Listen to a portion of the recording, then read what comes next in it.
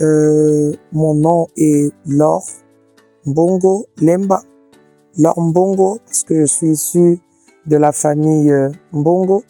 Et Lemba parce que je suis marié à Monsieur Christian Lemba Lusanga. Je suis chanteur de l'Éternel. Je travaille dans le gospel depuis plus de 2 décennies ici au Congo. Premièrement, je dirais que c'est vraiment ma vocation. Je l'ai découverte un peu plus tard, mais je me suis accroché et jusqu'à aujourd'hui, je comprends que c'était vraiment dans ça que le Seigneur voulait me voir. Donc, premièrement, je dirais c'est ma vocation.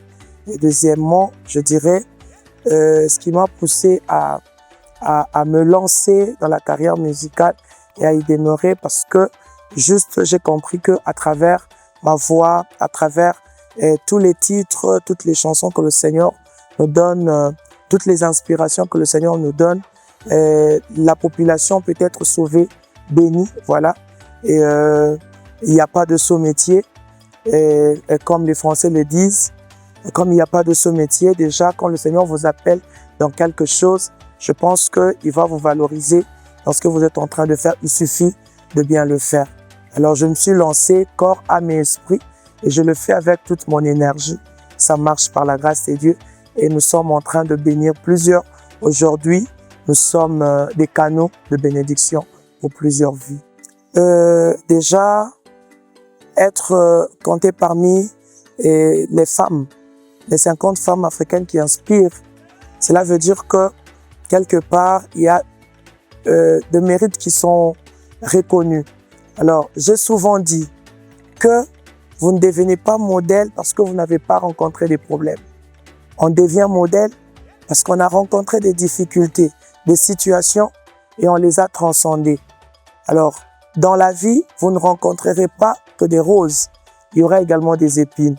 Mais si vous voulez voir la rose, il faut affronter les épines.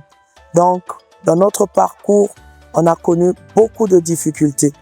Des difficultés spirituelles, des difficultés artistiques, des difficultés dans la société, en tout cas des difficultés de tout genre.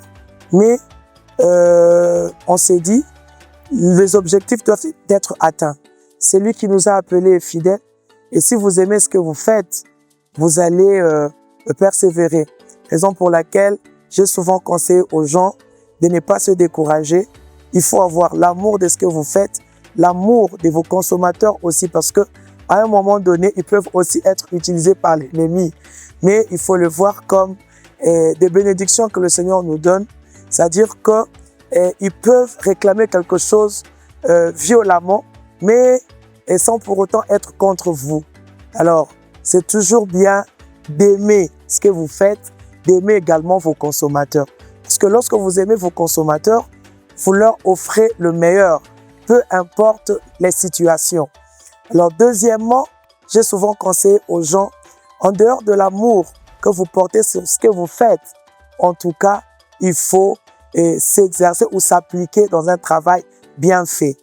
Alors en dehors d'un travail bien fait, il faut également y ajouter la persévérance. Parce que si vous ne persévérez pas, vous risquez de tomber ou vous risquez d'abandonner lorsque les flots se lèvent, lorsque les vents se lèvent, vous serez tenté d'abandonner. Or, avec la persévérance, on peut vous compter parmi les femmes qui inspirent.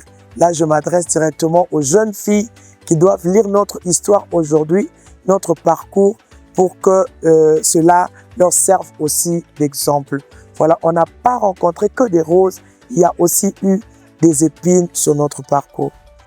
C'est une joie immense que d'être reconnue parmi les femmes qui inspirent étant vivantes. Parce que ça a toujours été, je dirais, une aspiration pour moi et parmi les objectifs de la vie. J'ai toujours été positive et ce sont mes déclarations qui se réalisent parce que j'ai souvent dit aux gens, même là où les femmes ne sont pas reconnues, moi je serai reconnue. C'est ce que je dis souvent et voir qu'aujourd'hui je peux être comptée parmi les 50 femmes africaines qui inspirent, c'est vraiment une grande joie et aussi un motif de d'inspiration, d'encouragement.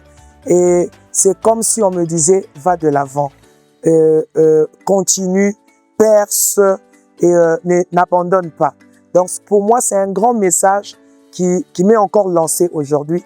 Et cela me fortifie, m'encourage davantage et me permet d'aller de l'avant.